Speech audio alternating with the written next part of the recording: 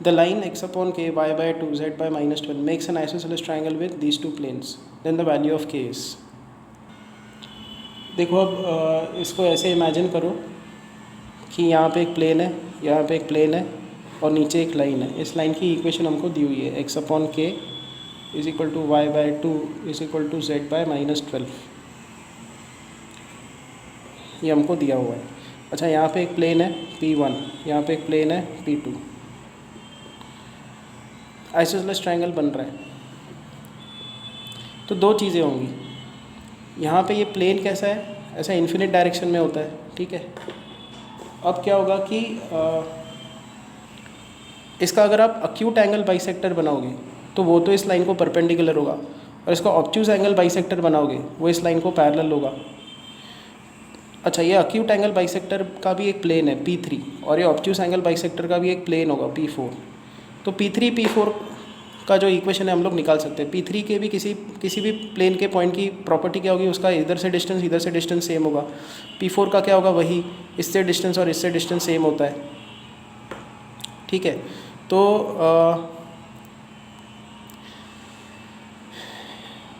Bisector planes का equation कैसे निकालते हैं, 2x plus y plus 3z minus 1 by root of distance, इस प्लेन से जो डिस्टेंस है उसका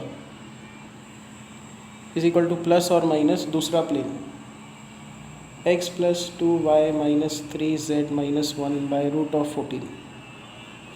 रूट 14 कैंसिल आउट होगा, सो आपके पास दो प्लेन्स आ जाएंगे, 2x plus y plus 3z minus 1 is equal to x plus 2y minus 3z minus 1. एक ये, और दूसरा 2x plus y plus 3z minus 1 is equal to minus x minus 2y plus 3z plus 1. तो यहाँ से आएगा x minus y plus 6z is equal to 0, और यहाँ से आएगा 3x plus 3y is equal to 2. तो अब ये कैसे पता चले कि अच्छा आइसोसेलेस ट्रायंगल बन रहा है यहाँ पे, तो डेफिनेटली ये वाला अक्यूट एंगल होगा, ठीक है, और ये अक्यूट बाइसेक्टर है. हम लोग को ये ऑब्ट्यूज बाइसेक्टर चाहिए, वी नीड ऑब्ट्यूज बाइसेक्टर. क्यों चाहिए वो भी बाद में देखेंगे.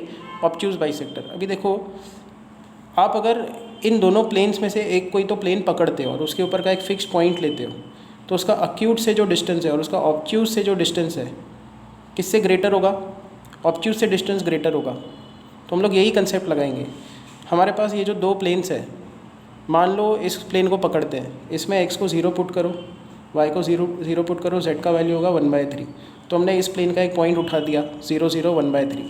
हम लोग अब इस पॉइंट का इस प्लेन से और इस प्लेन से डिस्टेंस निकालेंगे. जिससे डिस्टेंस बड़ा आया वो ऑब्ट्यूज एंगल बाइसेक्टर वाला प्लेन है.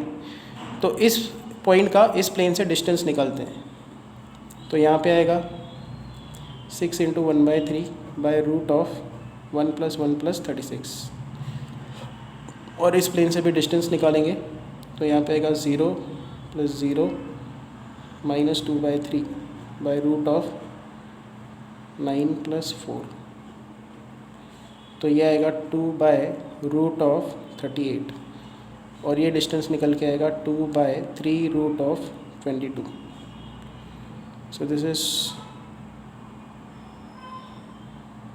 2/रूट ऑफ 3 को अंदर शिफ्ट कर दो, 22 × 9. सो 2/रूट ऑफ, अच्छा सॉरी, यहाँ पे ये वाला जो डिस्टेंस है ये गलत निकाला मैंने. ये वाला जो डिस्टेंस है ये कितना आएगा, -2/रूट ऑफ 3 3 = 9 3 3 = 9 ऐसे. तो दिस इज़ 2/रूट ऑफ 18. अच्छा अब देखो, न्यूमरेटर इनका सेम है, डिनोमिनेटर इसका ग्रेटर है, तो ये डिस्टेंस डेफिनेटली क्या होना चाहिए, कम होना चाहिए. ये डिस्टेंस बड़ा है, so this distance is bigger.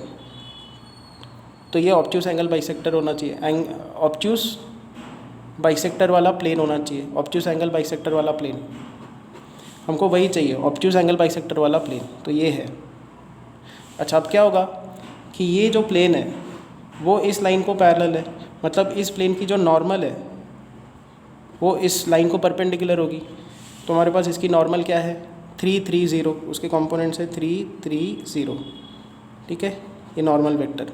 और ये किसको परपेंडिकुलर है, उस लाइन को। लाइन की इक्वेशन के डायरेक्शन रेशियोज हमारे पास है k2 - 12, तो ये दोनों क्या है, परपेंडिकुलर है, तो इनका डॉट प्रोडक्ट 0 होना चाहिए। 3k + 6 = 0, k is -2।